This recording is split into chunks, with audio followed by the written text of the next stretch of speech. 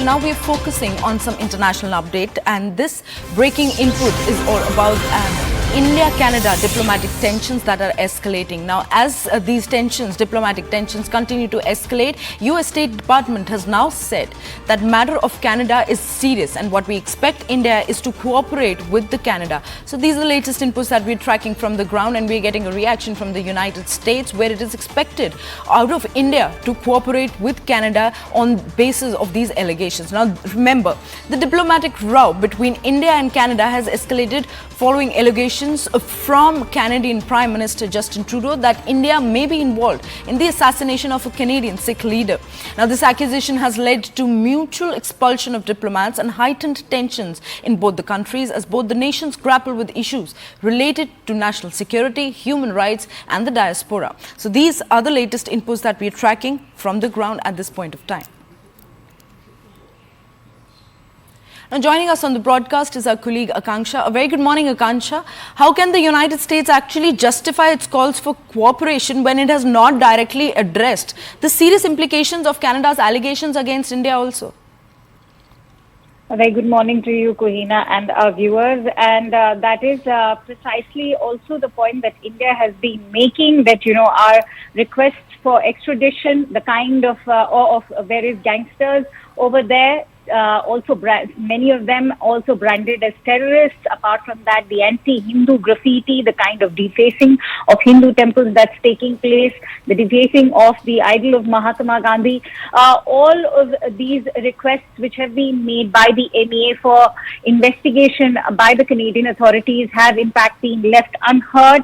Now, what Matthew Miller, the spokesperson for the US State Department, has said is that they have made a very serious note of everything that's happening as far as the downgrading of the diplomatic ties between Ottawa and New Delhi is concerned.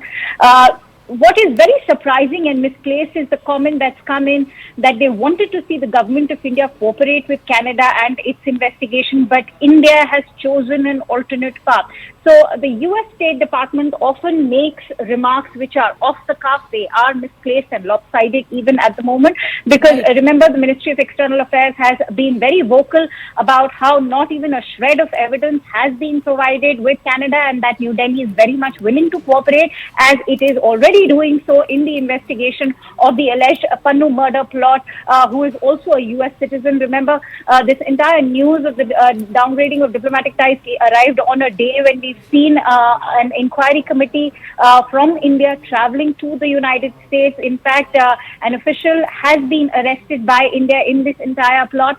So we all know that action arrived soon after the US State Department spokespersons met earlier during this year, as far as Mr. Jake Sullivan and the NSA, Indian NSA, Mr. Ajit Doval is concerned, and soon after India has been taking up this entire inquiry. But having said that, that's not been the case with Canada. India has been very vocal that Canada ought to have followed up through diplomatic channels, something they in fact did by pressurizing the Indian High Commissioner and intensively engaging the High Commissioner over the last year. They choose to now target him, not even provide him adequate security, so much so that India has had to withdraw the High Commissioner along with other diplomats in Canada. That goes on to, in fact, indicate the kind of approach that Canada has taken. The RCMP in its press conference was very scant in the evidence. They were making accusations, but they had no solid, concrete evidence to back those claims up. Apart from that, we've also seen